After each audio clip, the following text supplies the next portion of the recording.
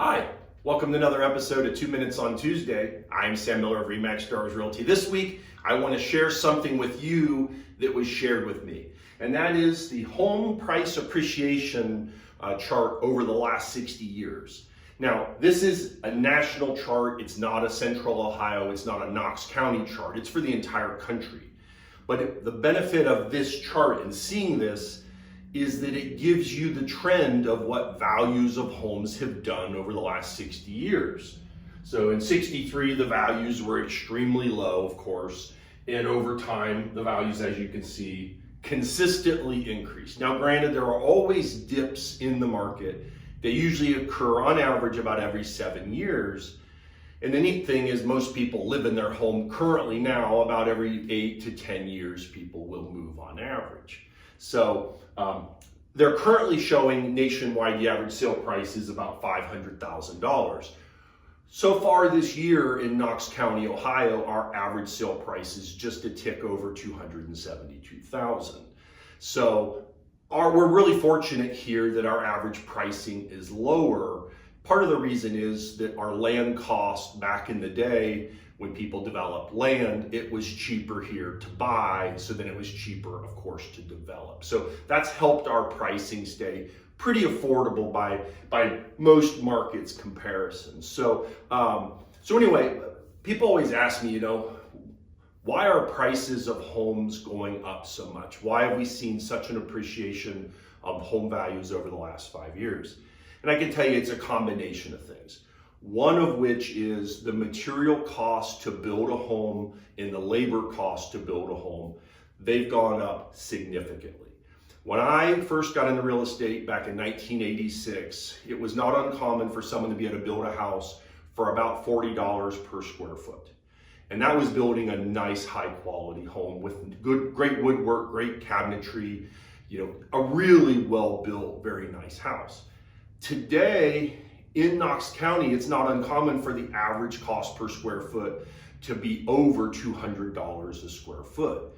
So it's 5 times as much today to build than it was, back in 1986. And part of that is, like I said, the material cost. Part of it is the labor cost. And part of it is city and county and township regulations that put restrictions on how big a house can be or what you have to do in order to develop a piece of property. And for those, that adds some additional costs. Here's an interesting thought, and it's something that I hear all the time. I'll be working with a first-time buyer, and they'll bring their mom and dad or their grandma and grandpa with them to help them make a decision when they buy. And one of the things I always hear from the parents is, I just can't believe how high housing prices are today. And I always ask them, back when you guys bought your house, did you feel like the pricing was up? Well, yeah, it was higher than what our parents bought. I said, it's the exact same thing. It's an exact example. Your parents looked at that house and I can't believe you're paying $50,000 for the house you want to buy. We paid $12,000 back in 1960 and you're paying 4 and 5 times as much for this house, and it's not even as nice as the house we lived in. It's all relative. If we were looking at this chart and it was 50 years from now, the trend overall will continue to climb because labor isn't going down, material cost isn't going down. We're developing more land, so that means there's less land left in 20, 30, 40, 50 years to develop because it'll already have houses built on it.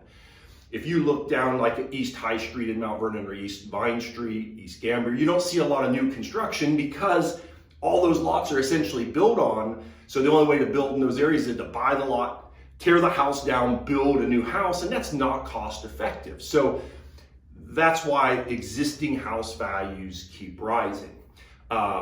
People ask me all the time, when should I buy? When should I buy? Should I wait for the prices to come down? And you always have to ask yourself this question: what is the reason you want to buy a house?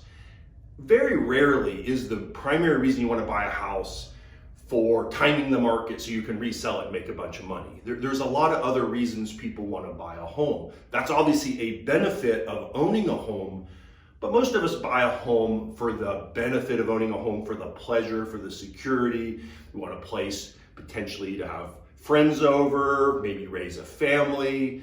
entertain. There's all these other reasons. Security, don't have to keep moving. I want to have a pet. You want to decorate your own place. There's all these benefits, all these reasons why we want to buy or build a home. So when you get to a point that you feel like, hey, I want to have my own place, that's when you buy. Trying to time the market up, trying to time it down. Unless you have a crystal ball, you're never going to be able to time it and buy at the absolute lowest point in the market. And if you try, you can catch the market on the way up, and you may be waiting and waiting and waiting for that market value to adjust. So, not telling you to go out and buy a house tomorrow, but if you have a need and you want a different place, or you're outgrowing your current place, it certainly doesn't make sense to sit out of the market and wait.